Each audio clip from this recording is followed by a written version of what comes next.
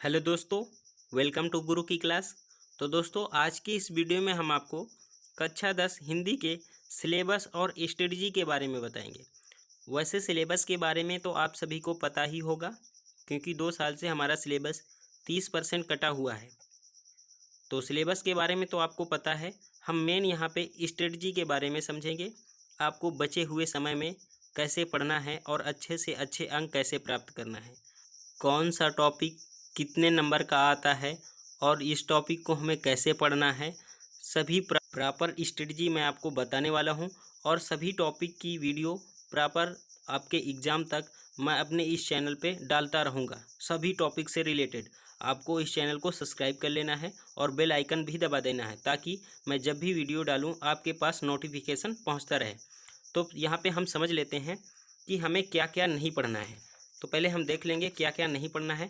देखो, ये जो भी मैं लिख के लाया हूँ, ये सेम यूपी एमएसपी द्वारा जो लिस्ट जारी हुई है सिलेबस के अकॉर्डिंग, उसी को मैं यहाँ सेम कॉपी कर रखा हूँ। ठीक है, तो पहले हम देख लेते हैं हमें क्या क्या नहीं पढ़ना है। यहाँ पे लिखा है क्या क्या नहीं पढ़ना है। गद्य में जो चैप्टर हैं, कौन कौन से चैप्टर हमें नहीं पढ़ना है, कटे हुए हैं। तो पहला चैप्टर है क्या लिखूं। पद्म पुन्नालाल बख्शी द्वारा लिखा गया चैप्टर क्या लिखूं, इसके बारे में हमें कुछ भी नहीं पढ़ना है।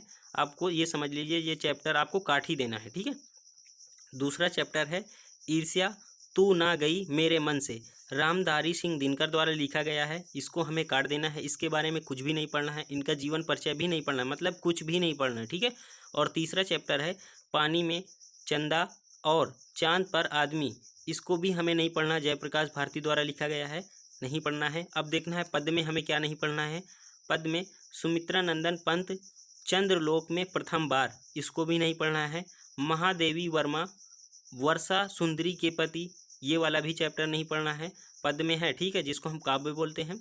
और तीसरा है माखन लाल चतुर्वेदी जवानी, इस चैप्टर को भी हमें नहीं पढ़ना है। केदारनाथ सिंह नदी, इसको नहीं पढ़ना है। अशोक वाजपेयी युवा जंगल, इसको भी हमें नहीं पढ़ना है। गद्य से हमारे 3 चैप्टर कटे हुए हैं और पद्य से 5 चैप्टर कटे हुए हैं। इनको हमें इनके बारे में कुछ भी नहीं पढ़ना है। ठीक है, मतलब आपको अपनी किताब में इन चैप्टरों को काट देना है। ठीक है। अब देखना है संस्कृत में हमें क्या नहीं पढ़ना है।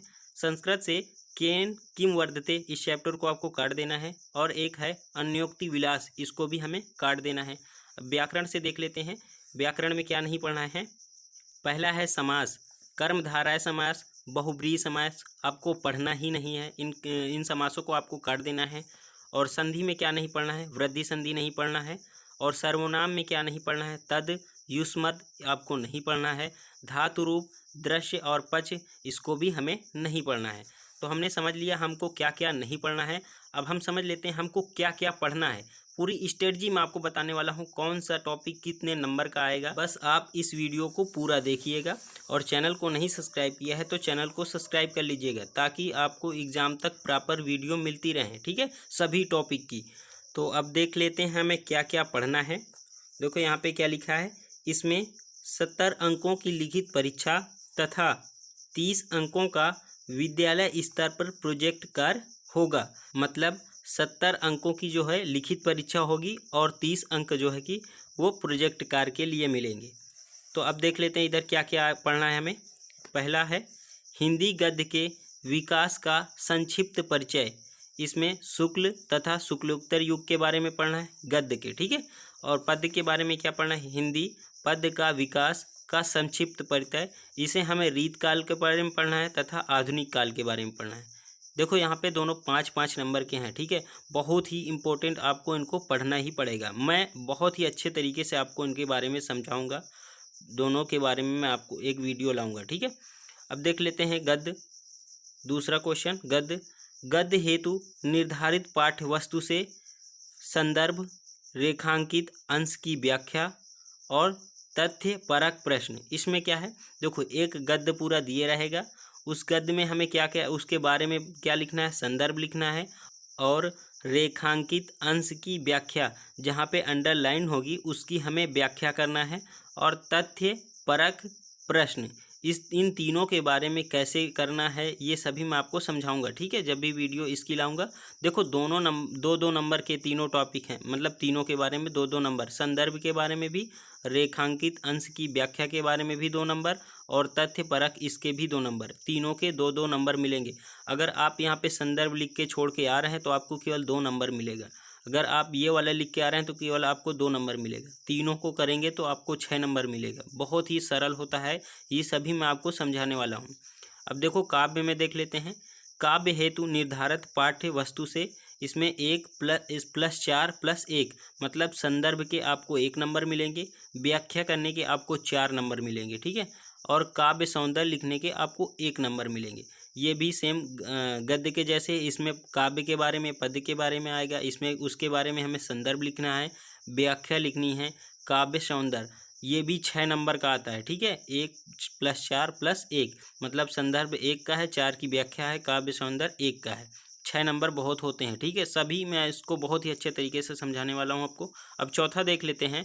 चौथा है संस्कृत गद्यांश अथवा पद्यांश का संदर्भ सहित हिंदी में अनुवाद कीजिए। सेम इसी के जैसे है, वहाँ पे आपको संस्कृत में लिख के आएगा, उसका हमें अनुवाद करना होगा, संदर्भ भी उसके बारे में लिखना होगा, वो कौन से पार्ट से है। संदर्भ आपका 1 नंबर का रहेगा, आप जो हिंदी में अनुवाद करेंगे उसको आपको 3 नंबर मिलेंगे, ठीक है। तो देखो ये भी बहुत इंपॉर्टेंट, 4 नंबर बहुत ही इंपॉर्टेंट होते हैं। अब 5 नंबर देख लेते हैं। निर्धारित पाठों के लेखकों एवं कवियों के जीवन परिचय एवं रचनाएं। देखो उसमें हमारे गद्य से कितने टॉपिक कटे हुए हैं, 3 टॉपिक कटे हुए हैं। तो अब 3 टॉपिक कटने पर तो हमें ज़्यादा से ज़्यादा 2 अगर हम जीवन परिचय याद कर लेंगे लेखकों का तो कन्फर्म है कि उसी में से फंसेगा, ठीक है, क्योंकि टॉपिक 3 तो कट गए, ऑलरेडी कम हो गए। तो हम 2 अगर जीवन परिचय 2 लेखकों का याद कर लेंगे तो आराम से उसमें से फंस जाएगा, ठीक है। तो यहाँ पे आपको 6 नंबर बहुत ही अच्छे तरीके से मिल जाएंगे। तो अब हम देख लेते हैं छठा संस्कृत के निर्धारित पाठों से कंठस्थ एक श्लोक जो प्रश्न पत्र में न आया हो। मतलब एक श्लोक आपको लिखनी है, मतलब यहाँ पे आपको 2 श्लोक याद करनी होंगे, ठीक है।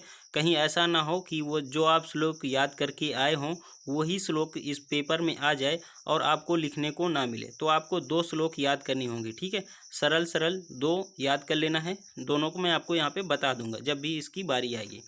अब यहाँ पे देख लेते हैं दूसरा, संस्कृत के निर्धारित पाठों पर आधारित 2 अति लघुत्तरीय प्रश्न का संस्कृत में उत्तर दें। यहाँ पे 2 प्रश्न आएंगे, संस्कृत के किसी भी पाठ से आ सकते हैं, उनका आपको उत्तर देना होगा, 2 नंबर का ये भी आएगा। 7वां देख लेते हैं, काव्य सौंदर्य के तत्व। इसमें देखो 2 + 2 + 2 मतलब 6 अंक मिलेंगे, ठीक है। पहला रस से 2 मिलेंगे और दूसरा अलंकार से मिलेंगे, तीसरा छंद से मिलेंगे 6 अंक। ये अंक आपको कंफर्म होते हैं अगर आप थोड़ा से मेहनत कर देंगे। रस हास्य एवं करुण आपको आना है, कंफर्म है। अलंकार इन तीनों में से आना है, कंफर्म है। छंद ये दोनों में से आना है, कंफर्म है। तो आपको ये 6 नंबर, बस थोड़ी सी मेहनत करनी है, आपको ये 6 नंबर मिल गए। देखो बहुत ही अच्छा तरीका होता है हिंदी में अच्छे अंक प्राप्त करने का, ठीक है। तो आपको बस स्ट्रेटजी कैसे पढ़ना है पूरा आपको याद करके रखना है, ठीक है। तो अब 8वां देख लेते हैं। तो 8वां प्रश्न है, हिंदी व्याकरण शब्द रचना के तत्व। यहाँ पे 11 नंबर का आएगा, ठीक है। बहुत ही सरल होता है ये भी। देखो उपसर्ग, प्रत्यय, समास बिल्कुल सरल है, बस आपको थोड़ा मेहनत करनी होगी।